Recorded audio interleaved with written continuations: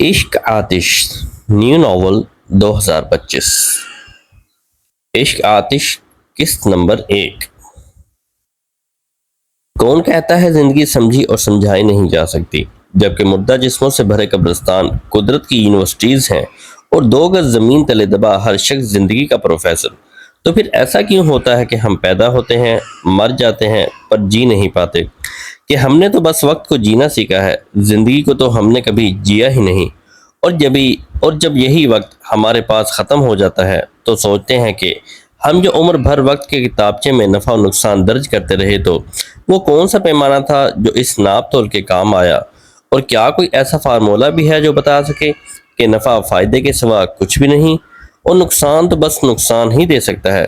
جبکہ سوچ تو یہ ہے کہ زندگی نفع دیتی ہی کب ہے، یہ تو سودا ہی گھاٹے کا ہے۔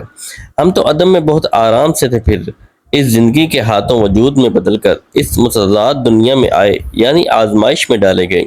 اور آزمائش میں نہ تو منافع کی امید ہوتی ہے اور نہ نقصان کی، مگر حیرت ہے پھر بھی ہم خسارے کی فہرست مرتب کرتے رہے۔ زندگی کو تو جیسے گزارنا تھا ویسے ہی گزر جاتی، کم از کم وقت رخصت یا خلش تو نہ ہوتی کہ ہم نے جو نقصان کا کھانا بند کر دیا ہوتا تو شاید زندگی کچھ سہل ہو جاتی۔ مگر ہم سمجھتے ہی نہیں، اور وقت ہے کہ ختم ہوتا جاتا ہے، کبھی دوسرے کا تو کبھی ہمارا۔ صدیوں سے یہی کھیل کھیلا جا رہا ہے، ہم آتے ہیں، سیدھے راستوں کو خود اپنے لیے پیچیدہ بناتے ہیں اور یہ کہتے گزر جاتے ہیں اب جو دیکھیں گے تو کوئی ایسی بڑی بات نہ تھی، یہ شب و روز ماہ و سال کا پر پیش سفر قدرے آسان بھی ہو سکتا تھا۔ ہم ذرا دھیان سے چلتے تو وہ گھر جس کے در و بام پہ ویرانی ہے، جس کے ہر طاق پہ رکھی ہوئی حیرانی ہے، جس کی ہر صبح میں شام کی پریشانی ہے، اس میں ہم چین سے آباد بھی ہو سکتے تھے۔ اب جو دیکھیں تو بہت صاف نظر آتے ہیں، سارے منظر بھی پس منظر بھی۔ لیکن اس دیکھ خیالی کا صلہ کیا ہوگا؟ وہ جو ہونا تھا ہوا، ہو بھی چکا۔ لائٹیں کتنی رہیں لفظ بدلنے کے سبب، حاصل عمر یہی چند ادھورے خاکے، کوئی تصویر مکمل نہیں ہونے پائی۔ ملیحہ فاروقی 26 مئی 1977۔ وہ ہاتھ میں بوکے پکڑے اجنبی چہروں کے درمیان کسی شرناسا چہرے کو ڈھونڈ رہی تھی کہ کسی نے اس کا نام پکارا، تانیہ۔ وہ مڑی اور آواز کی سمت دیکھ کر جوش سے ہاتھ ہلایا، فائزہ۔ دونوں نے ایک دوسرے کی سمت قدم بڑھائے اور قریب آنے پر گلے لگ گئی۔ بھائی کی انگیجمنٹ مبارک ہو، تانیہ نے الگ ہوتے ہوئے کہا۔ شکریہ، فائزہ نے مسکرا کر مبارکباد قبول کی۔ چلو تمہیں اپنی ہونے والی بھابھی سے ملواؤں۔ پھر تانیہ کا ہاتھ پکڑ کر سٹیج پر چڑھ گئی۔ تانیہ نے فائزہ کے بھائی کو وش کر کے اس کے ساتھ بیٹھی سجری سنوری اور کچھ شرمائی سی لڑکی کو بوکے پیش کیا، اور پھر چند جملوں کے تبادلے کے بعد فائزہ کے ساتھ ہی سٹیج سے اتر گئی۔ تمہاری ممی نظر نہیں آ رہی، ابھی تو یہی تھی، فائزہ نے ادھر ادھر نظریں دوڑاتے ہوئے کہا، پھر تانیہ کو لیے آگے بڑھ گئی۔ سنو، تانیہ نے اسے مخاطب کیا، جو چلتے چلتے رک کر مہمانوں سے حال احوال بھی دریافت کرتی جا رہی تھی۔ فائزہ نے اس کی طرف دیکھ کر کہا، وہ نہیں آیا؟ کون؟ کس کی بات کر رہی ہو؟ وہ مسکراہٹ دبا کر حیران بنتے ہوئے بولی، تمہارے کزن کی۔ تانیہ نے سنجیدگی سے کہا۔ فائزہ مستقل شرارت کے موڈ میں تھی۔ میرے تو سب ہی کزن یہاں ہیں۔ فائزہ کی لاپرواہی عروج پر تھی۔ میں شایان کا پوچھ رہی ہوں۔ بالآخر تانیہ نے چڑھ کر کہا، اچھا تو یوں کہو نا۔ اس کے بن کر بولنے پر تانیہ نے اسے ہاتھ جڑ دیا۔ مار کیوں رہی ہو؟ بس آتا ہی ہوگا۔ ویسے بھی اس کی پولیس ٹریننگ ہی ختم ہوئی ہے، ابھی پوسٹنگ کے آرڈرز نہیں آئے، اور ایسے فارغ بندے کے لیے دعوت اڑانے سے اچھی اور کیا مصروفیات ہو سکتی ہیں؟ بات ختم کرتے ہی وہ پیچھے ہٹی، کہیں تانیہ شایان کی حمایت میں اسے ایک تھپڑ اور نہ جڑ دے۔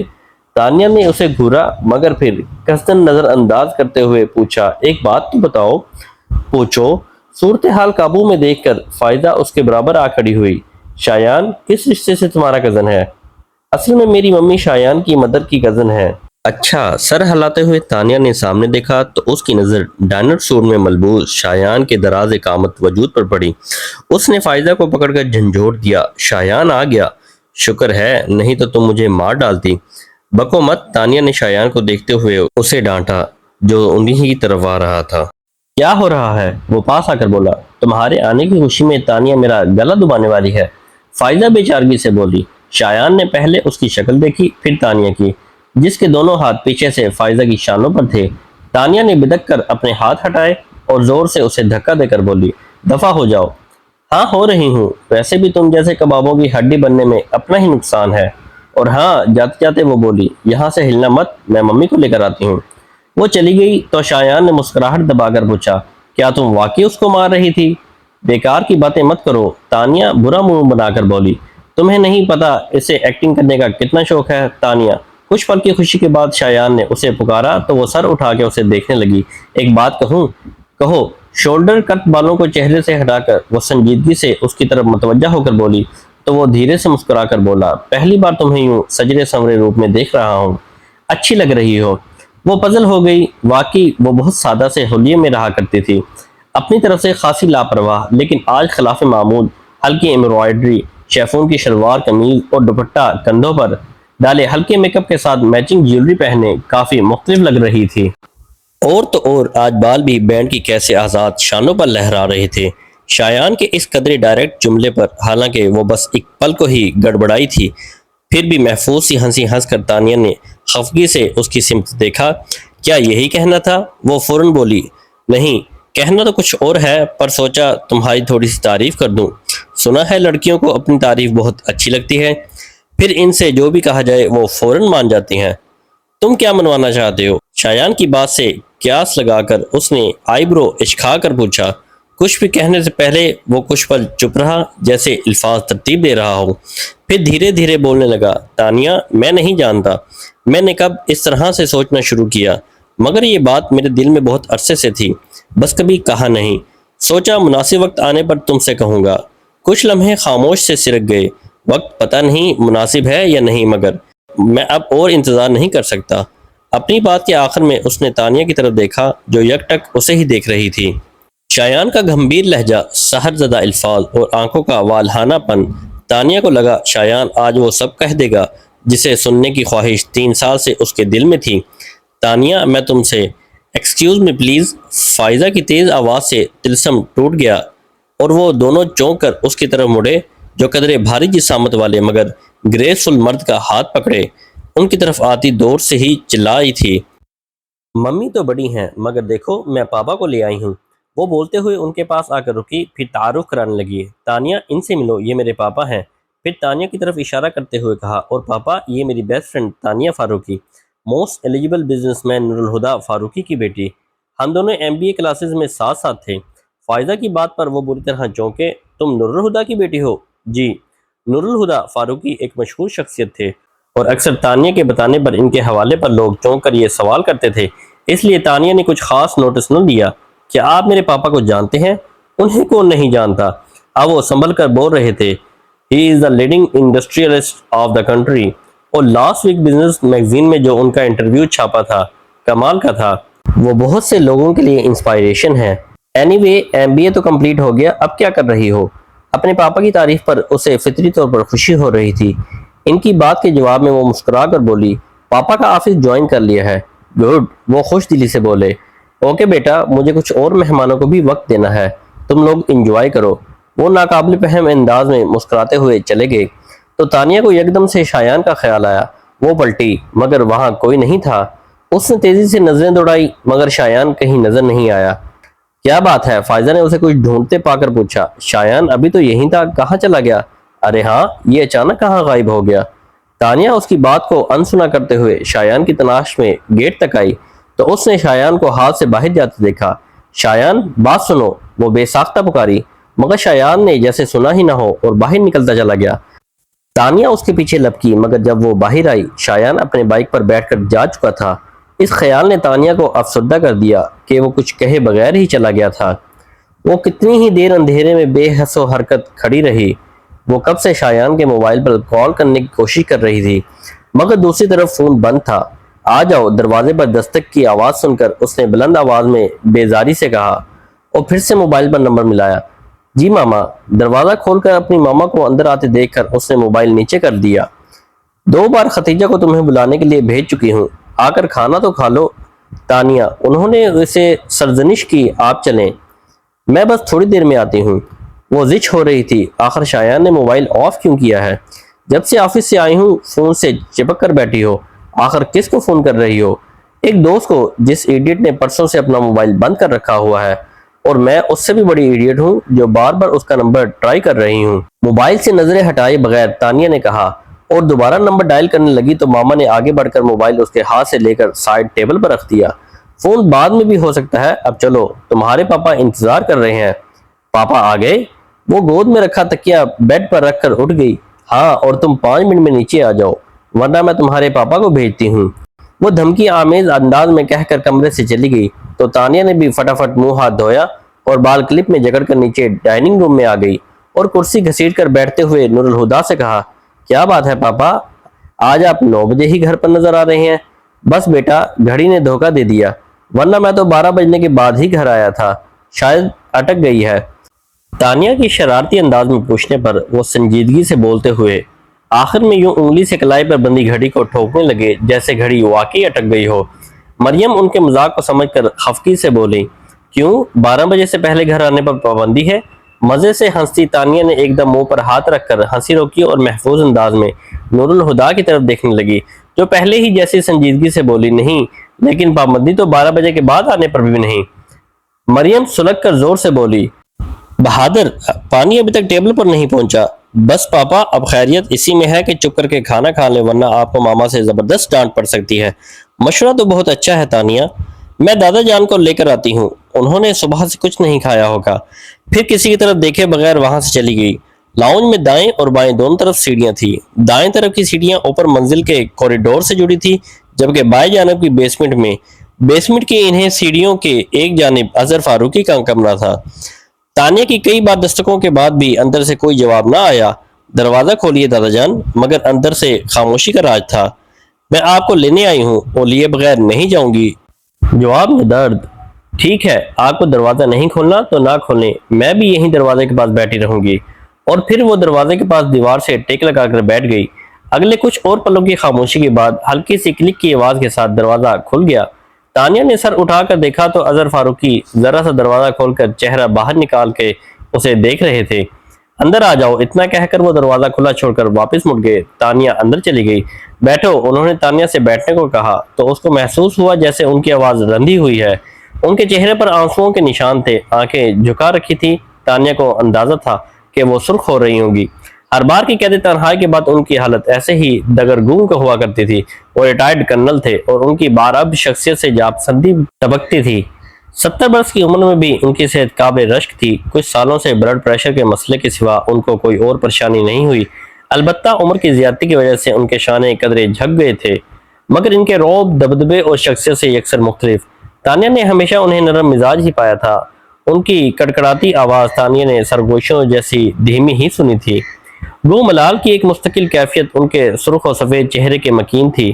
پھر بھی تانیہ کو وہ چٹان کی طرح مضبوط لگا کرتے تھے، مگر اس وقت وہ بے حد کمزور اور شکستہ دکھائی دے رہے تھے۔ تانیہ بیڈ کے کونے پر ٹک گئی۔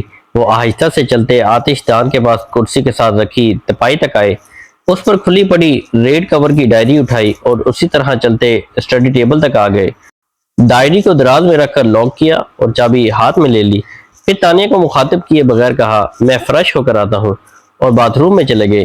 تانیہ نے غیر دلچسپی سے یہاں وہاں سر گھمایا، پھر تھوڑی کے نیچے ہاتھ رکھ کر آتش دان کے اوپر لگی تصویر کو دیکھنے لگی۔ کچھ ہی دیر میں اظہر فاروقی کمرے میں آ گئے۔ آؤ چلیں۔ ساتھ ساتھ دونوں کو ڈائننگ روم کے دروازے سے آتا دیکھ کر نور الہدا کا منہ کی طرف جاتا ہاتھ وہیں رک گیا۔ انہوں نے نوالہ پلیٹ میں رکھا اور عجیب سی نظروں سے اظہر فاروقی کو دیکھنے لگے۔ انہیں کرسی پر بٹھاتے تانیہ نے اپنے پاپا کو دیکھا تو ٹھٹک گئی۔ دوسری طرف نور الہدا نے اس کی نگاہوں کو محسوس کر کے آنکھیں جھکاتے ہوئے پلیٹ سے نوالا اٹھا کر منہ میں رکھا، مگر اسے نگلنے کے لیے پانی کا سہارا لینا پڑا۔ تانیہ انہیں نظر انداز کر کے خود بھی بیٹھ گئی۔ اظہر فاروقی کی پلیٹ میں کھانا نکالتے ہوئے اٹھلاتے ہوئے مریم سے کہا، دیکھا ماما، میں نے کہا تو دادا جان فوراً آ گئے۔ دادا جان کبھی بھی میری بات ٹال نہیں سکتے، پھر جس کی ماننی چاہیے تھی اس کی تو انہوں نے کبھی نہیں مانی۔ نور الہدا کے لہجے کی ترشی کو دونوں ماں بیٹی نے محسوس کیا تھا، مگر اس گھر کے غیر اعلانیہ قوانین میں ایک قانون یہ بھی تھا کہ ان باپ بیٹے کے معاملے میں کوئی بھی کہیں نہیں بولے گا، سو وہ دونوں خاموش رہے۔ مگر دادا جان کے ہاتھ میں پکڑا پانی کا گلاس چھلک پڑا تھا۔ تانیہ نے ان کے ہاتھ پر ہاتھ رکھا اور گلاس ان کے ہونٹوں سے لگا دیا۔ پانی پیتے ہوئے اظہر فاروقی کی آنکھیں ڈبڈبا گئی تھی۔ کھانے کے بعد وہ اپنے کمرے میں سونے کے لیے آئی تو موبائل دیکھ کر اسے شایان کا خیال آیا۔ بیڈ پر نیند دراز ہوتے ہوئے اس نے شایان کو فون کیا، مگر اس کا سیل فون حسب سابق بند تھا۔ بس بہت ہو گیا، اب دوبارہ ٹرائی نہیں کروں گی۔ اس نے موبائل تکیے پر پٹکا اور دھپ سے لیٹ گئی، اور صبح سب کچھ بلائے وہ پھر سے شایان کا نمبر ٹرائی کرتی رہی۔ فائزہ پلیز، میں پریشان ہو گئی ہوں۔ پہلے تو اس نے فون بند کر رکھا تھا، اور اب کال تو جاتی ہے مگر وہ فون نہیں اٹھا رہا۔ ایک تو تانیہ تم بھی نہ ذرا سی بات پر پریشان ہو جاتی ہو۔ یہ ذرا سی بات ہے؟ وہ بھڑک گئی۔ پچھلے 2 ہفتوں سے میں پاگلوں کی طرح اسے کال ملا رہی ہوں، اور وہ جناب فون ہی نہیں اٹھا رہے۔ بھائی ہو سکتا ہے وہ بزی ہو۔ فائزہ نے اسے ٹھنڈا کرنا چاہا، پر وہ ایک اور بدک گئی۔ بیٹھے بٹھائے اے ایس پی صاحب نے ایسی کیا مصروفیت ایجاد کر لی ہے جو فون نہیں اٹھا سکتے؟ اوفو، تمہاری سوئی تو ایک ہی جگہ پر اٹک گئی ہے۔ اب فون رکھو، میرا باس سارا کام چھوڑ کر مجھے اپنی الو جیسی آنکھوں سے گھور رہا ہے۔ نوکری سے نکلواؤ گی کیا؟ زیادہ اوور ایکٹنگ کرنے کی ضرورت نہیں ہے، میں بھی آفس میں ہی بیٹھی ہوں۔ وہ تمہارے پاپا کا ہے، جبکہ میرا باس میرا چاچا بننے کو بھی تیار نہیں۔ اچھا ٹھیک ہے، تو مجھے شایان کے گھر کا نمبر دو، پھر میں فون رکھتی ہوں۔ گھر کا نمبر کیوں؟ تانیہ نے بے اختیار دانت پیس کر کہا۔ ویسے جلدی جلدی رٹ لگا رکھی ہے، مگر کیوں، کس لیے بھی پوچھنا ضروری ہے۔ پھر کچھ نارمل لہجے میں کہا، دیکھو موبائل پر تو وہ کال ریسیو نہیں کر رہا، گھر کا فون تو اٹھائے گا۔ ہاں مگر میرے پاس اس کے گھر کا نمبر نہیں ہے۔ واٹ؟ وہ دھاڑی، شایان تمہارا کزن ہے اور تمہارے پاس اس کے گھر کا نمبر نہیں ہے؟ ہے، مگر وہ پرانے والا ہے، نیا مجھے یاد نہیں، ممی کی ڈائری میں لکھا ہوگا۔ ٹھیک ہے، گھر پہنچتے ہی مجھے فون کرنا۔ کروں گی، اور اب فون رکھ دو بھائی۔ تانیہ نے فون رکھ دیا۔ تبھی کسی نے اس کے آفس کے دروازے پر دستک دی۔ کم ان، اس نے سر اٹھائے بغیر کہا۔ کوئی دروازہ کھول کر آفس میں آیا، اور اپنے پیچھے دروازہ بند کر کے وہ تانیہ کے متوجہ ہونے کا انتظار کرنے لگا۔ تانیہ نے کسی کی آمد کو تو محسوس کیا، پر جب کوئی آواز نہیں آئی تو اس نے دروازے کی طرف دیکھا۔ 17-18 سال کا صاف رنگت والا لمبا مگر دبلا لڑکا، گرے رنگ کی پینٹ پر اسی رنگ کی شرٹ پہنے، بازو سینے پر لپیٹے، زیر لب مسکراہٹ کے ساتھ اسے ہی دیکھ رہا تھا۔ تانیہ کو اپنی طرف متوجہ ہوتے دیکھ کر وہ لمبے لمبے ڈگ بھرتا اس کی طرف آ گیا، پھر ایک ہاتھ ٹیبل پر رکھ کر جھکتے ہوئے بولا، آپ کو ابھی اور اسی وقت ہمارے ساتھ چلنا ہوگا۔ اس کی بات سن کر تانیہ دلچسپی سے مسکرائی، اور ایک ہاتھ تھوڑی کے نیچے رکھ کر وہ ٹیبل پر آگے ہوئی۔ اسی کے اندر سے بولی، اور اگر میں نہ جاؤں تو میں آپ کو زبردستی کندھوں پر اٹھا کر لے جاؤں گا۔ واقعی؟ تانیہ اطمینان سے بولی۔ آزما لیں۔ ادھر اس کے اطمینان میں بھی کوئی فرق نہیں آیا۔ تو ٹھیک ہے، تانیہ نے اپنے سیٹ پر پیچھے ہوتے ہوئے مسکراہٹ دبائی۔ اٹھا کر لے جاؤ۔ اب اس کے چہرے سے مسکراہٹ غائب ہو چکی تھی۔ وہ آنکھیں سکیڑے تانیہ کو گھور رہا تھا، پھر سر جھٹک کر سیدھا ہوا اور دروازے کی طرف منہ کر کے زور سے بولا، نمبر 2۔ ابھی اس کی آواز کی بازگشت باقی تھی کہ وہ دروازہ کھلا، اور اس کی عمر اور اسی جیسے حلیے والا قدرے سانولی رکت کا اس کا ہم شکل کارپیٹ پر لڑک گیا۔ فرش پر پڑے لڑکے نے اپنے گوگلز کارپیٹ سے اٹھائے اور گھٹنوں پر سے پینٹ جھاڑ کر اٹھ کھڑا ہوا۔ عمیر کے بچے، تمہیں کتنی دفعہ منع کیا ہے، مجھے نمبر 2 نہ کہا کرو۔ عمیر آنکھیں پھاڑے کسی بت کی طرح ایک ہی سمت دیکھے جا رہا تھا۔ اب یہ اسٹیچو بنے کیوں کھڑے ہو؟ اس نے ٹوکا، پھر خود بھی دیکھا تو فوراً ہی اپنے فرش نشین ہونے کی وجہ سمجھ آ گئی۔ مارے گئے ایک دم اس کے منہ سے نکلا۔ عمیر نے پیچھے سے اس کے کندھے پر ہاتھ مارا۔ بھاگ عزیز۔ وہ دونوں بھاگ کر تانیہ کی چیئر کے پیچھے جا چھپے، جو دونوں ہاتھ منہ پر رکھے ہنسی روکنے کی کوشش میں لوٹ پوٹ ہو رہی تھی۔ باہر نکلو تم دونوں۔ دروازے کے ہینڈل پر ہاتھ رکھ کر کھڑے نور الہدیٰ غصے سے بولے تو وہ دونوں لٹکے ہوئے چہروں کے ساتھ سامنے آ گئے۔ ان دونوں کو پارکنگ میں دیکھ کر ہی میں سمجھ گیا تھا کہ یہ سیدھا تمہارے پاس ہی آئیں گے۔ عمیر تو اندر تھا، پر تمہیں پتا ہے عزیز کیا کر رہا تھا؟ یہ صاحبزادے گھٹنوں کے بل بیٹھے کی ہو سے تمہارے کمرے میں جھانک رہے تھے۔ دیکھو ذرا ان دونوں کی حرکتیں۔ تانیہ کو پتا تھا ان کا غصہ مصنوعی ہے، مگر اپنے بھائیوں کے اترے چہرے دیکھ کر بولی، جانے دینا پاپا، بچے ہیں۔ مگر بیٹوں کی ردی ہوتی حالت انہیں اتنا محفوظ کر رہی تھی کہ وہ مزید کھنچائی کرنے کے انداز میں بولے، پہلے پوچھو ان سے یہ دونوں یہاں کیا کارنامہ کرنے آئے ہیں؟ عزیز جلدی سے بولا، ہم کارنامہ کرنے نہیں آئے پاپا، ہم تو آپس سے ملنے آئے تھے۔ صبح ناشتے پر ان سے ملاقات نہیں ہوئی، اس لیے دل بے چین سا تھا۔ پھر کالج سے واپس آ کر ہم نے سوچا آپس سے آفس جا کر مل لیتے ہیں۔ بولنا عمیر۔ اعلیٰ پائے کی بکواس ایکٹنگ کرتے ہوئے اس نے عمیر سے مدد مانگی، جو فوراً ہی مل گئی۔ بالکل پاپا، یہ 2 نمبر ٹھیک کہہ رہا ہے۔ تم نے پھر مجھے 2 نمبر کہا۔ عزیز سب چھوڑ کر اس کے پیچھے پڑ گیا۔ تم مجھ سے پورے 15 منٹ چھوٹے ہو تو ہوئے نا نمبر 2۔ عزیز کی ہاں اس قدر میں مدبرانہ تھی جیسے یہ بات آج ہی اس کے علم میں آئی ہو۔ تم دونوں پھر سے شروع ہو گئے۔ نور الہدیٰ انہیں ٹوکتے ہوئے تانیہ کی طرف مڑے، یہ دونوں اگر 5 منٹ اور آفس میں رہے تو بھونچال آ جائے گا اور تمہیں لیے بغیر یہ ٹکیں گے نہیں، اس لیے تم ان دونوں کے ساتھ جاؤ، تمہارا کام طارق دیکھ لے گا۔ اوکے، تانیہ سر ہلا کر بولی۔ تو عمیر جلدی سے آگے ہوا، ہم صرف آپ ہی کو لینے نہیں، آپ بھی ہمارے ساتھ چلیں۔ وہ پلٹنے لگے تھے، رک کر پوچھا، خیریت؟ دادا جان کا برتھ ڈے ہے اور آپ ہمیشہ بھول جاتے ہیں، تو ہم نے سوچا اس بار آپ کو خود ہی لینے آ جاتے ہیں۔ چلیں۔ سوری بیٹا، میں اس بار بھی نہیں آ پاؤں گا۔ ایک پل میں ان کے چہرے کے عضلات تن گئے تھے۔ عمیر کو بہت برا لگا۔ کیوں؟ میری فورن ڈیلیگیشن کے ساتھ میٹنگ ہے، میں کیسے آ سکتا ہوں؟ عزیز بچوں کی طرح منہ پھیلا کر بولا، میٹنگ کینسل کر دیں۔ سمجھا کرو بیٹا، میٹنگ کینسل نہیں ہو سکتی۔ تو پھر آپ نے آج کے دن میٹنگ رکھی ہی کیوں؟ جبکہ پتا ہے 29 نومبر کو دادا جان کا برتھ ڈے ہوتا ہے اور ہم سب مناتے ہیں۔ اس سے پہلے وہ کچھ بولتے تانیہ نے کہا، جانے دو عزیر، پاپا نہیں آئیں گے، میٹنگ واقعی بہت اہم ہے۔ نور الہدیٰ نے چونک کر اسے دیکھا۔ وہ جانتے تھے کہ تانیہ جانتی ہے کہ وہ جس فورن ڈیلیگیشن کی بات کر رہے ہیں وہ کل دوپہر کو واپس جا چکا تھا اور اسی بات نے انہیں چونکا دیا تھا۔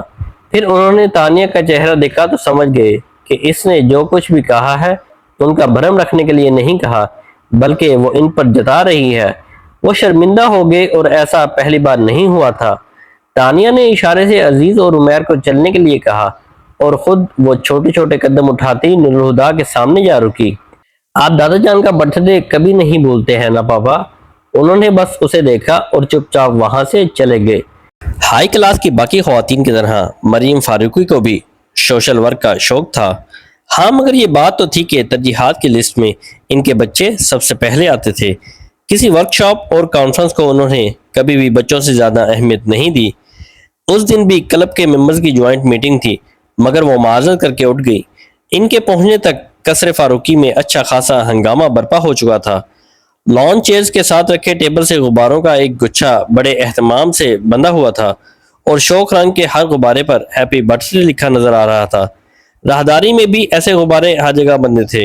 وہ ہر طرف کا جائزہ لیتے سٹنگ روم میں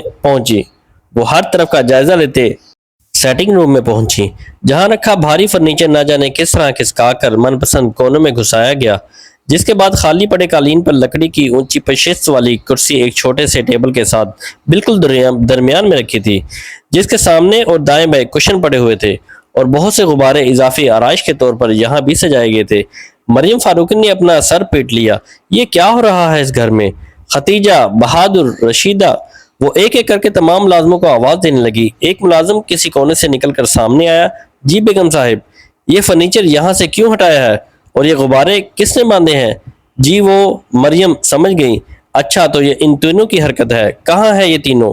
کچن میں۔ اب وہاں یہ لوگ کیا طوفان مچائیں گے؟ وہ کچن کی طرف چل پڑی۔ پہلے قسط یہیں پر ختم ہوتی ہے، اگلی قسط بہت جلد آپ کے ساتھ ہوگی۔ اگر آپ کو ویڈیو پسند آئی ہے تو چینل کو سبسکرائب کریں، لائک اور شیئر کرنا نہ بھولیں۔ اپنی رائے کمنٹس میں ضرور بتائیں۔